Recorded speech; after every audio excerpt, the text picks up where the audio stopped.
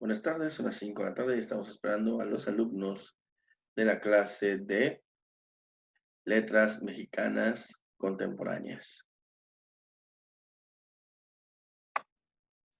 Seguimos en espera de los alumnos y pues vamos a esperar a que pues se presente.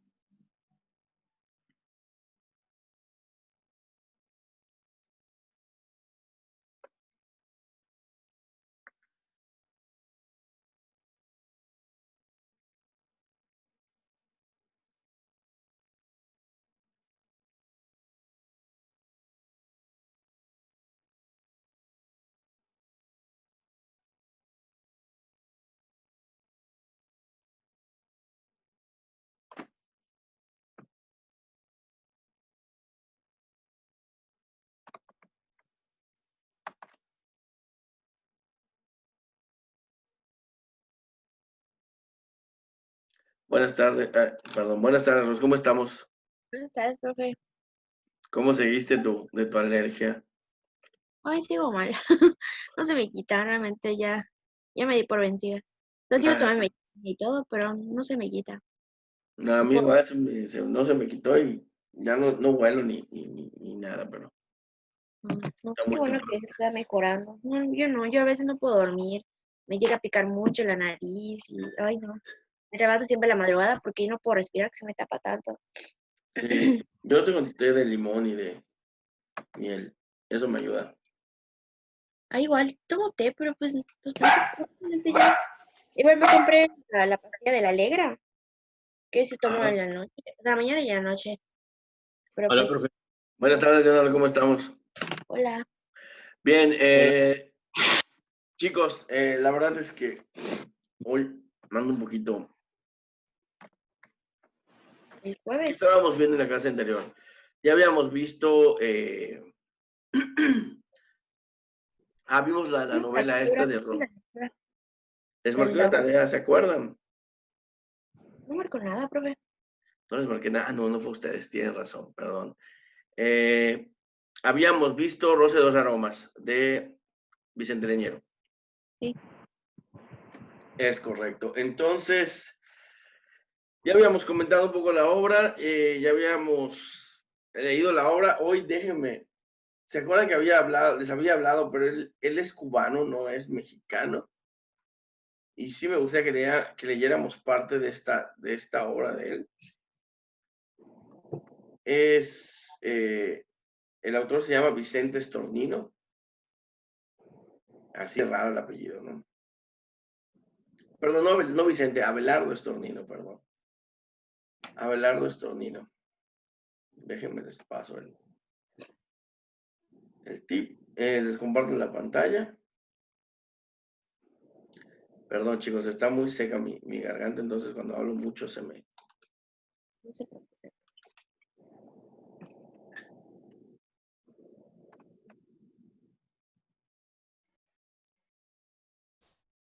Bueno, vamos a ver. Abelardo Stornino, aquí está. Voy a... Permítame un momento, porque también le voy a dar un zoom al...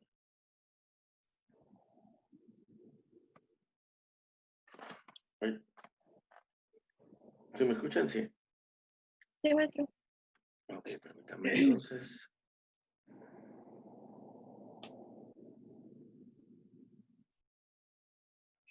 Nada más estamos esperando que se abra y ahí está.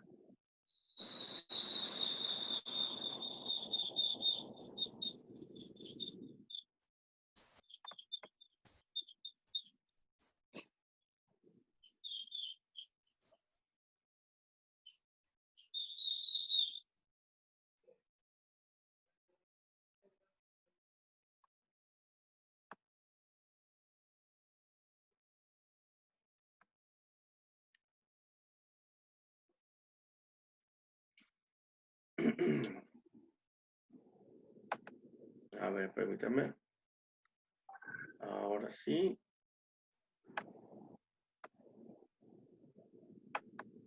A ver, se me está trabando un poquito.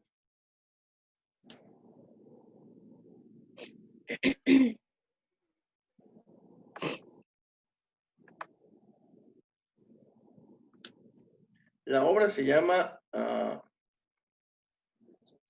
de hecho es como que una entrevista, pero la entrevista se da entre, a ver, permítame.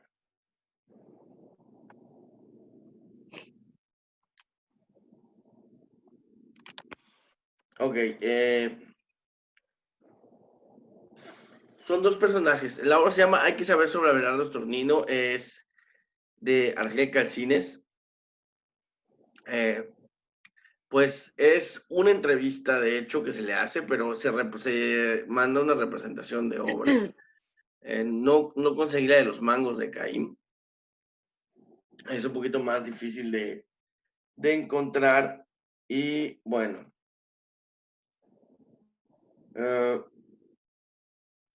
vamos a ver. A ver, déjame ver. Si ya puedo, perdón, compartirles.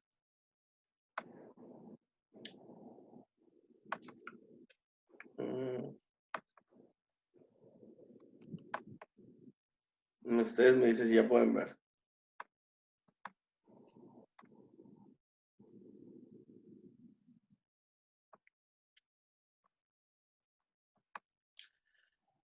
Hay varios personajes que son el entrevistado y el entrevistador. No vamos a andar tanto en cómo son cada uno. Hay testigos que son muchacha con grabadora, hermana del entrevistado y hombre con uniforme gris.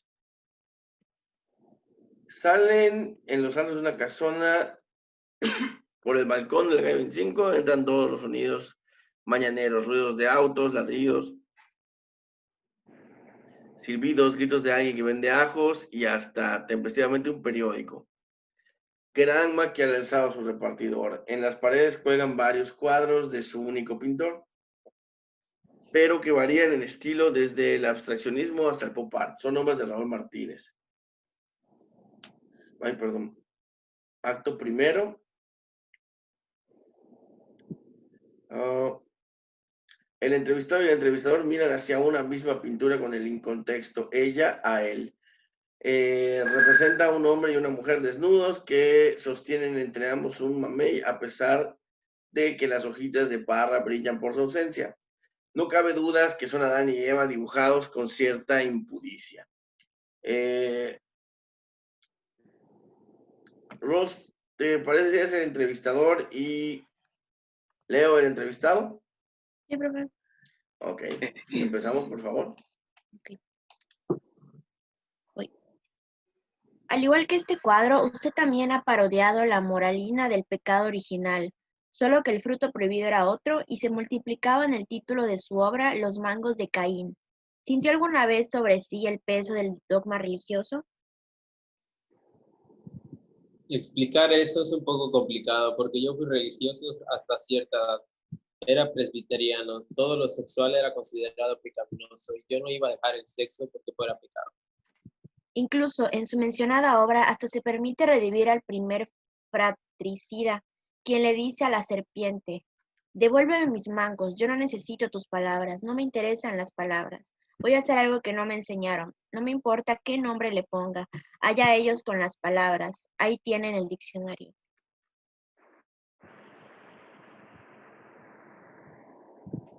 ¿Continuamos? ¿Ya no hay más? Sí. Perdón. Perdón. No, profe, no lo perdono. Ahí está, tranquilos. Ay, no quiere bajar, ¿sí? A ver. Y, a ver, déjenme ver, lo voy a bajar. Ya es todo, creo, ¿no? No, no es todo, tranquilos. Aquí está. Entrevistado. Yo había escrito anteriormente a La Casa Vieja sobre la contradicción entre dos hermanos. Uno de ellos es revolucionario, entre comillas. Piensa que ser revolucionario es hacer una cosa y que en lo adelante todo sigue igual, mientras que el otro piensa que la vida tiene que cambiar. Pues hay que seguir buscando el bienestar del ser humano como un proceso para alcanzar la felicidad. Pero La Casa Vieja tiene una estructura convencional, ibseniana. y yo empezaba a conocer otro tipo de teatro, por lo que me interesaba abordar Perdón. obvio, Sí, ya vi, permítanme. Ahí está acá. Por lo que me interesaba. a lo que me interesaba abordar ese mismo conflicto de una manera diferente. Entonces pensé en el simbolismo de la Biblia, el mito de Adán, Eva y sus hijos. Creo que Caín representa a quien quiere encontrar algo más allá de lo que nos rodea. En tanto Abel es un hipócrita.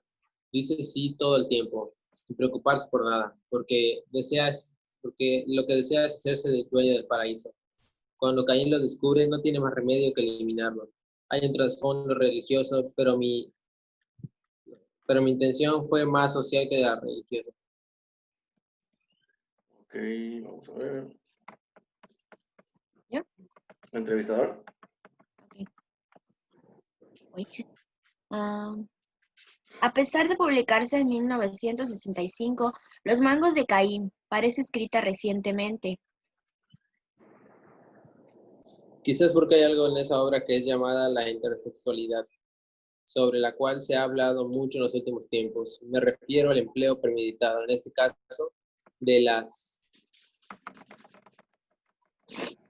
Ahí está. citas bíblicas, de modo que quienes conocen el texto sagrado tienen un motivo más para disfrutar del humorismo con que me propuso abordar el tema. Mientras hablan aparece la hermana del entrevistado con 2 tazas de café en el plato, una para el entrevistador y otra para la muchacha que graba. La señora se retira. Y hoy, ¿se considera usted una persona religiosa? Entrevistado. No soy una persona religiosa, ojalá fuera una persona como mi hermana, que es muy religiosa y encuentra una paz que yo no tengo. Siempre tengo una suerte de desasosiego. ¿Y tú eres religioso? Soy agnóstico tratando de sentir fe. Mira hacia la Ella sí, muchacha de la grabadora. perdón, ella sí es bautista. La muchacha siente dando testimonio, leyendo el cuestionario. Hay obras suyas o fragmentos de ellas, como es el caso de Morir del cuento, que pueden ser leídos como sugieren que pueden ser leídos como sugieren ese propio título y subtítulo, como cuentos o novelas, dada la riqueza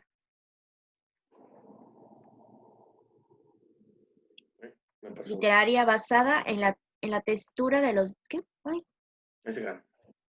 de los diálogos, el juego con el tiempo y la superposición de planos narrativos, independientemente de las acotaciones y los recursos del teatro dentro del teatro, para visualizar la intención escénica. ¿Está de acuerdo conmigo?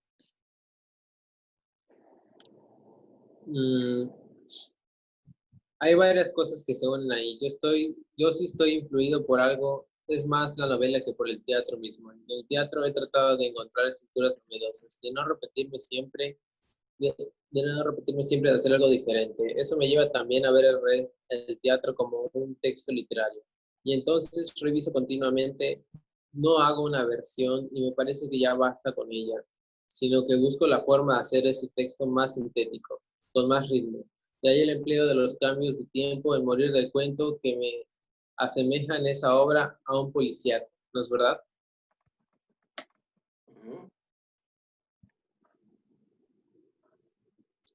Como ha dicho Graciela Pogolotti.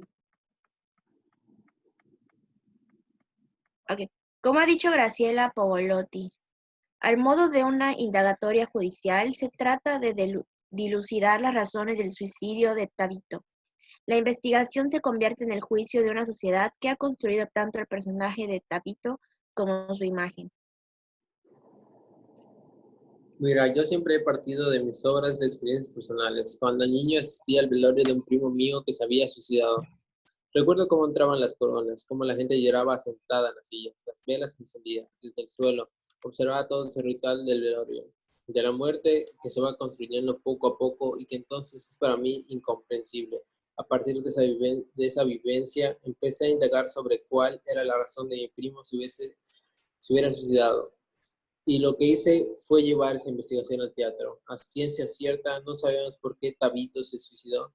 Tras la discusión con Cento, su padre, tenemos testimonios diferentes. Con el de Antonia, que a este último, quien es su hermano, pero que como se descubre al final, resulta un hombre sin crepúsculos, un asesino. Permítanme bajar un poquito más esto. Y no se aventuró nunca a escribir narrativa, aunque fuera una vez. Siempre digo que llevo dentro un novelista frustrado. Esto se debe en parte a que aunque yo tuve mucha suerte. Para mi tercera obra escrita fue premiada en el concurso de Casa de las Américas. El robo del cochino, que obtuvo mención en 1961. Ok. Exactamente, entonces todo el mundo me empezó a tratar como dramaturgo y de pronto yo tenía otra profesión, no necesitaba acudir a la cirugía dental, que era mi primera carrera, y me empecé a sentir muy bien en el medio artístico, a relacionarse con gente como Raúl Martínez, Rolando. Permítame. Hasta Rolando Ferrer, aquí está. Rolando Ferrer, Harold Gramages, que veía a menudo en los conciertos, al sentir que era reconocido por lo que ya había escrito y que dominaba el diálogo. Me daba miedo acercarme a la novela, que es un género que exige mucho más trabajo. Me decía, si de todas maneras me demoro en una obra de teatro con toda la novela, voy a perder mucho más tiempo. Y por eso no me decidí nunca. De haberlo hecho, suelen decirme, ya tuviera alguna novela escrita. Bueno, una novela pudiera no tener límites. El novelista es como el pintor.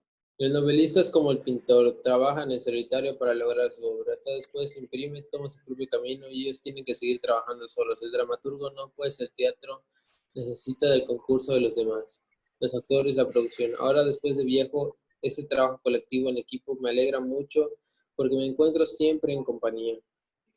Además de la novela, usted ha insistido en que, a la hora de crear, le han influido también la música y la pintura, más que el teatro mismo.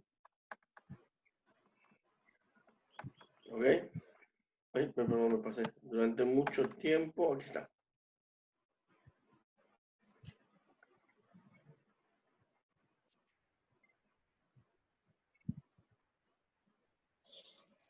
Durante mucho tiempo asistí periódicamente a los conciertos populares que se hacían los domingos por la mañana en el auditorio. Una vez una persona criticó a los oyentes que preferían Tchaikovsky, pues es un compositor muy melódico, dulce y casi meloso. Sin embargo, aprendí a disfrutar esa y cualquier música con cierta calidad, como puede ser la de Lecuona, que te llega simplemente para profundizar en Brahms, Mozart, Stravinsky, hasta la música más reciente de Leo Breuer. Estructuras musicales diferentes que de alguna manera puedo relacionar, aunque hay quienes digan que soy muy desafinado. Y con la pintura me pasa lo mismo. Como viví muchos años junto a Raúl, lo veía luchando con los pigmentos. Su quehacer también me ayudó a imaginarme distintas estructuras teatrales. Hubo una época en que los novelistas, poetas, dramaturgos, pintores, músicos, solían influirse unos a otros casi por ósmosis.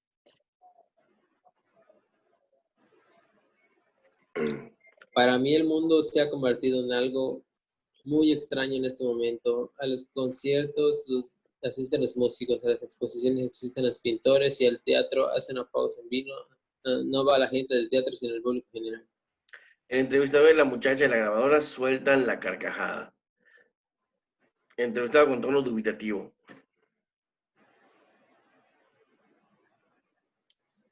¿Dónde? No sé qué pasa. A mi obra sobre José Jacinto Milán es un poeta. Aquí está, un poeta que nunca he visto. Vamos a verlo. Aquí. Un poeta, ajá. Nunca he visto que hayan asistido muchos poetas, que digamos, es como si el teatro fuera una cosa menor. Recuerdo que en algún momento no querían que estuviésemos en selección de literatura de los UNEA, porque no éramos considerados literatos, hasta que por fin se resolvió ese asunto. Aunque realmente se publica muy poco teatro en el mundo, basta entrar en una librería y fijarse en los estantes. ¿Cuáles son sus pintores ¿Cuáles son sus pintores cubanos preferidos? Me gusta Raúl Milián, también Aristóteles Fernández, sus retratos de familia son fabulosos. Por supuesto, Pedro Holland es una maravilla. Y de la pintura actual, mira, Nelson Domínguez está haciendo cosas para mí muy interesantes. En ese momento, a ver. Oh, ¿qué pasó? Ya me perdí yo. Abajo, abajo, maestro. Sí, ya vi. Es la otra página. A ver. Esto me molesta un poco. Perdón.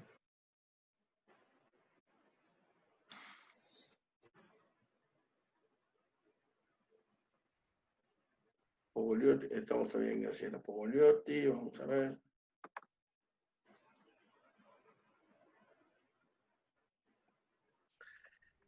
En ese momento, el entrevistado nota que las tazas de café no han sido tocadas. ¿Entrevistado? Pero por favor, el café que ya debe estar frío. La muchacha de la grabadora aprieta el botón de pausa mientras toman el café. El entrevistador recorre las paredes con la mirada. Los cuadros colgados abarcan un espectro cromático que, aparte de los grises fríos, transita por otros colores más tibios y termina en una paleta muy caliente con abundancia de rojo, naranja y amarillo. Hay una correspondencia unívoca entre las variaciones de color y de las formas. Estas últimas se transforman desde el cierto cinetismo, pasando por el expresionismo abstracto, hasta llegar al pop art y a la figuración más explícita, los rostros de José Martí y Ernesto Che Guevara. La búsqueda de una expresión propia en las artes plásticas por Raúl Martínez se asemeja a su voluntad de alcanzar un estilo en la obra teatral. Creo que sí, hay algo que me ayudó mucho de Raúl, que caracterizaba también a Virgilio Piñera, la entrega total al trabajo creativo. En el caso del segundo, su vida era literatura y hablaba continuamente de ella, tenía que vivirla, mientras los problemas de la cotidianidad pasaban a un segundo plano. Así Raúl hablaba de pintura, pero tenía periodos en que se parecía que se sentía mal, que estaba deprimido, hasta que llegué a comprender que pensaba lo que iba a hacer, y entonces sucedía, empezaba a chorrear pintura. Ok. Sobre un cuadro y luego a trabajar sin descanso. Era su época abstracta. Yo también paso por un periodo de búsqueda mental. Manejo una idea básica, uso papelitos donde apunto lo que se me va ocurriendo, pero tengo algo que me parece que es malo en el teatro. Parto de un axioma, no de una historia, y luego tengo que convertir ese axioma en una historia, ver cuáles personajes pueden llevarla adelante, cómo van a ser, pero bueno, hasta ahora así no me ha ido muy mal. Ahora que mencionó a Virgilio, en una encuesta publicada en la Gaceta de Cuba, reproducida por Carlos Espinosa en Virgilio Piñera en persona, se le hizo, entre otras, la siguiente pregunta al autor de Aire Frío. ¿Qué relación existe entre su obra y el proceso revolucionario? A lo que Virgilio contestó, una relación efusiva. ¿Cómo definiría Abelardo Estorino la relación que ha existido entre su vida y el proceso revolucionario? El proceso revolucionario no permitió ser artista. De otra manera, creo que no hubiera podido serlo. Hubiera sido un dentista y tal vez tendría una mejor posición económica, pero no hubiera estado satisfecho conmigo mismo. Se diga lo que se diga, siempre he escrito las obras que he querido hacer. Nunca me he visto forzado a hacer una obra que no quiera. Cuando he abordado un tema es porque he querido. Es posible que no haya tocado ciertos temas, pero es diferente. Sucede que algo no está bien visto en un momento, pasan los años y hay como un descubrimiento de que allí había alguna verdad. Suena de manera insistente el timbre de la casa, también tocan fuertemente a la puerta. Entrevistado frunciendo el ceño con extrañeza.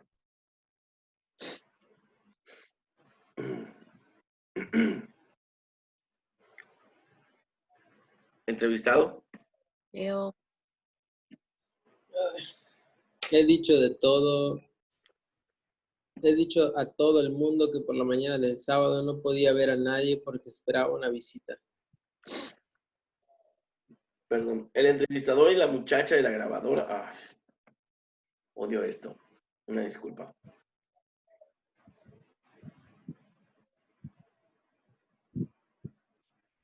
Eh, Ok, permítame. No, sí es mucho más abajo. Ok. El entrevistador y la muchacha de la grabadora intercambian miradas de preocupación mientras el entrevistado y su hermana avanzan hacia la puerta. Se oye algo así como un compresor o una motocicleta arrancando cada vez más fuerte, hasta que se hace irresistible y de pronto cesa totalmente. Se busca que el público quede ensordecido de manera temporal y con una sensación de enojo. Para ello, se sugiere mantener la intensidad del ruido a cerca de 100 decibeles durante unos 5 o 10 minutos. Vamos a dejar hasta este acto. ¿Qué opinan de esto que han estado leyendo?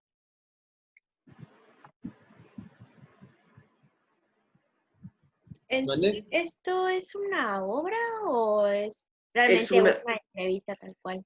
es una obra basada de una entrevista. Huh. Se da algo muy interesante en esta obra, que es lo que llamamos intertextualidad. Le hacen una entrevista a Belardo Estornino y la persona que hace la entrevista se la da a un dramaturgo y el dramaturgo hace esta obra a partir de lo que él escuchó en las grabaciones y leyó en la entrevista. ¿Ok? Para la hora de representar en escena, no va a representar en escena, sí va a representar las preguntas, pero va a representar toda esta idea del trabajo que hace. No es una obra para hablar de la obra del mismo dramaturgo. Es un poco complicado, ¿no? Un poco. Pero creo que ya se ha dado. ¿Qué pueden decirme del lenguaje? Es muy sofisticado. Realmente, me gusta bastante que, o sea, como que sí realmente le da un toque de entrevista. O sea, sí supo cómo añadir las palabras que hacen que una entrevista tenga fluidez. O sea, no son palabras, digamos, con respuestas silábicas ni nada. Se ve que igual estuvo bastante bien informado, o sea, investigó muy bien sobre el tema que está hablando, etcétera. O sea, me gustó bastante y pues se me hizo bastante interesante también que menciona arte, que menciona otras cosas. La verdad no me acuerdo, pero sí, es así, siento que es una obra, no sé, muy elegante, o sea, ya sabes, está muy Ok, bien formada. bien. Ya hablamos de sí saben lo que es la intertextualidad, ¿verdad? Es algo que se puede dar ciertos significados o algo así. Bueno, ese es el contexto. La hipertextualidad se refiere cuando un texto hace mención a otro texto y hay como una conexión o hay una conexión entre varios contextos. En este caso vemos el de la entrevista. La revista, esta obra es intertextual. ¿Por qué? Porque está mencionando dentro de la misma entrevista obras y menciones del mismo autor en los que ha publicado y ha sido mencionado. Mm, Como que estás jugando con esa relación que te obliga, yo leí la entrevista o voy a leer este libro, te obliga a ir al otro libro utilizando esta cuestión, ¿no? ok, ok. Leo, ¿a ti qué te pareció? No me gustó. ¿Por qué?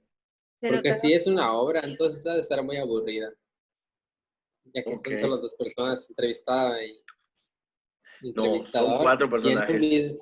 y en un mismo sitio y así, no sé. Bueno, sí, pero solo aparece la hermana, ¿no? Y sirve los cafés y ya estuvo y se va. Y la muchacha que está cambiando y poniendo pausa en la grabadora. Es que aquí hay algo muy interesante cuando hacen dramaturgia y lo van a ver en su taller de teatro. Tienen que Además, pensarlos, ¿sí? además, no sé, los guiones son muy largos, o sea, casi no hay interacción así como que grande por parte del entrevistador. Ya sabes, todo el entrevistado y no sé, sea, se explaya mucho, sí, pero es como que le dan una pregunta y él se explaya, ya sabes. No es como que el entrevistador le esté queriendo sacar más jugo a la entrevista o algo así, no, él solito. Ok, ok. O sea, no- Aquí hay algo muy importante, y este es un tip que les voy a dar, sobre todo para su taller de teatro. Cuando se habla de dramaturgia, se habla de acciones. Aquí, fíjense que hay como que ciertas acciones. Sonríe abrumado en las acotaciones. La muchacha pone pausa, las tazas, se miran uno a otro y ven que no han tocado el café. Todo eso que se cuenta en una línea, en el espacio de actuación. Por ejemplo, lo imaginamos como una entrevista, pero ponte a imaginar esos personajes, cómo van a estar interactuando entre ellos, cómo van a hablar, qué van a decir y qué van a no decir con su cuerpo, ¿no? Y con sus acciones, porque eso es muy importante. Puede que no estemos viendo ese punto, que sería lo más interesante de ver. ¿Me explico? Estoy pensando de tarea. Ya les di las indicaciones del parcial, No. Ah, no, ¿no? ya. Creo que ya, Ya, ¿no? ya nada más me quedé pendiente de subirla. Vamos a hacer algo. ¿Qué les parece? Si ustedes, bueno, si me presentan para la próxima, ¿ya tienen proyecto final de taller de teatro? ¿O el parcial? No, todavía no nos ha dicho el maestro qué vamos a hacer. ¿No han empezado a hacer obras o nada con él? No. O sea, sí, pero muy, muy cortitas, ¿sabes? Ok, vamos a hacer algo. Para la próxima clase, quiero que leamos sus obras, esas cortitas que han traído. ¿Va? Ok. Mm, ¿Sí? ok. Para empezar a analizar el contexto y cómo ustedes están trabajando y cómo podemos, en este caso, no solo escribir dramaturgia, sino también leerla, porque cuando leemos dramaturgia tenemos que pensar, les digo, en Ah, acciones, ¿cómo, profe? ¿Qué quiere que hagamos? que presenten y que lean las obras, una o dos obras de las que hicieron con el maestro Mike. Ok. Obras en sí, nuestras no hemos hecho. O sea, nuestras no, pero, o sea, hemos como que modificado una que otra.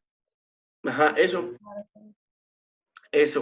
¿Por qué? Porque quiero que aprendamos que el teatro no solo se habla, no solo se lee, también se tiene que pensar, por eso es muy complejo, por eso es muy compleja la dramaturgia, porque incluso tú tienes que pensar cómo verías representada tu obra y hablar, leer pensando en términos de acciones.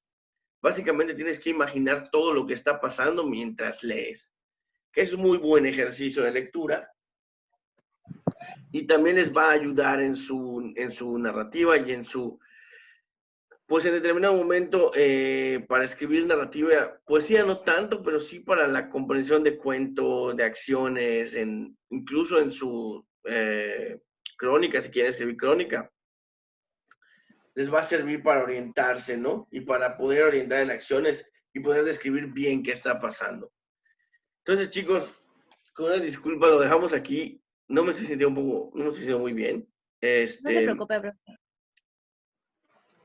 Ya ven que otros días sí he aguantado, pero hoy sí estoy un poquito Me imagino. out. Entonces, lo dejamos aquí y nos vemos mañana, ¿va? Por Claro, cierto, profe. mañana, de lo que tendríamos que retomar, ¿qué quieren retomar? ¿Quieren que retomemos algunos cuentistas mexicanos contemporáneos? ¿O seguimos con dramaturgia? Mm, yo prefiero dramaturgia, profe. Pero no sé lo que diga Leo también. Yo Leo, prefiero pasar a otro, no sé, cuentistas, sí. vamos a hablar de Ah, cuentistas sí. entonces. Vamos a hablar de cuentistas para que no haya, para darle más continuidad a esto, ¿no? Perfecto. Vamos a hablar de cuentistas mexicanos entonces. Y chicos, nos vemos mañana a las 5 de la tarde, ¿va? Sí, profe. Que se Ujú. mejore. Gracias. Nada. Nos Dios. vemos. Hasta luego, profe. Hasta luego.